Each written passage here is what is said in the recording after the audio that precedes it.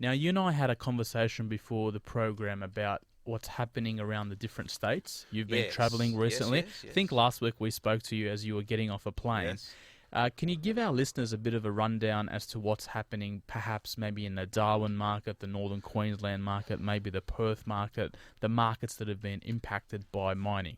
Well, look, there's no doubt, Peter, that those markets, as you said, that have been impacted by the downturn in the mining industry, their housing markets are also, I guess, reflecting that lack of economic drive. I was in Darwin last week.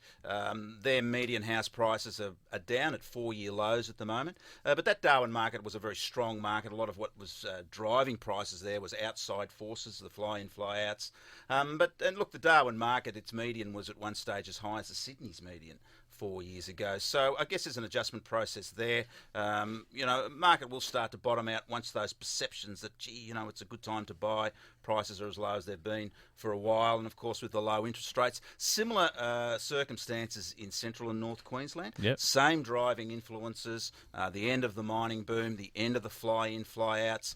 People are now travelling into Melbourne and Sydney looking for work. It's almost a complete turnaround from that drive into mining that really created those very strong markets in recent years. What about Western Australia and Perth? Well, look, probably Perth is the market that still has the longest journey to get back to the bottom of its cycle.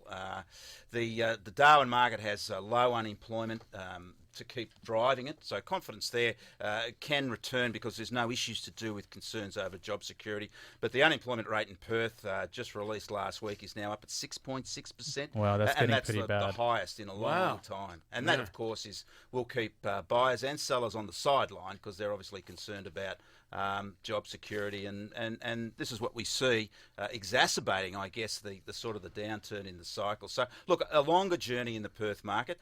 Prices, again, similar to Darwin, are at 4-year lows, but it would really need to start to see a turnaround in its unemployment rate, particularly, or certainly its jobs market, to find the floor in that in what is still a downturn in the market.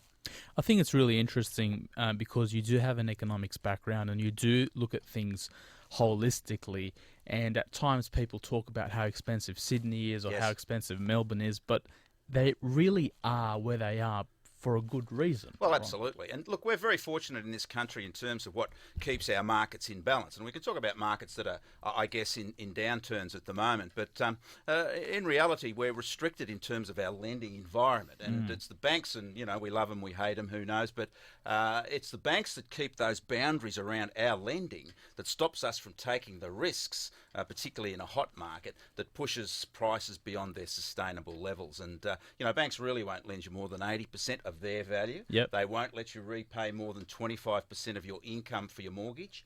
And these are the things that keep the balance in our market. And it's because the reason this happens is because banks have so much market power. They don't need to take risks. They'll still make extraordinary profits. So, look, it's a positive in terms of how it keeps our housing markets in balance. What about those lending institutions that have no doc home loans and they do lend 110, 120% of a property? Are there any of those left? Look, I don't think so. And look, those are certainly marginal. And at the end of the day, the offset for taking higher LVRs of lending is mortgage insurance. So it's passed on. The risk is passed from the lender to the mortgage insurer. Now, you pay a higher premium for that, and that's the cost. And they will also have stricter lending conditions in terms of those that want to take a higher LVR or to have a higher repayment threshold for their mortgage. So for an investor listening to the program, driving home from work, thinking about where to move next, where are some pockets that you find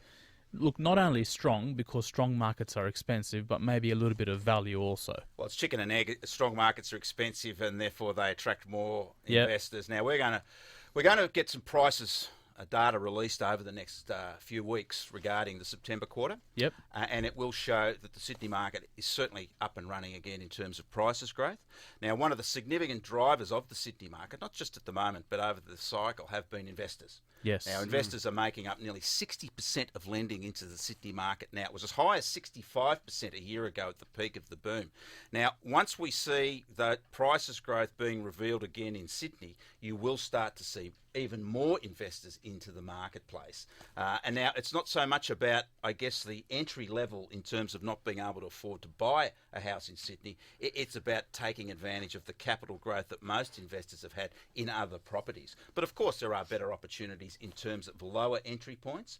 But look, and that means regional centres, smaller markets, perhaps Adelaide or Hobart, which certainly offer the same sort of returns incrementally, but don't have the same, I guess, drive for prices growth that Sydney market has. You just can't keep the Sydney market down at the moment. It's Very always strong. looking to have prices increase, and a lot of that is because of investors.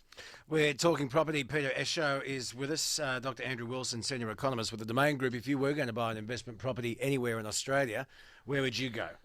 Myself? Yeah. Well, look, I think most investors like to stick with their local neighbourhoods. It's certainly their local capital city. Investment is more and more now about the longer journey. It's about yield. It's about sustaining an investment vehicle, perhaps to supplement your superannuation.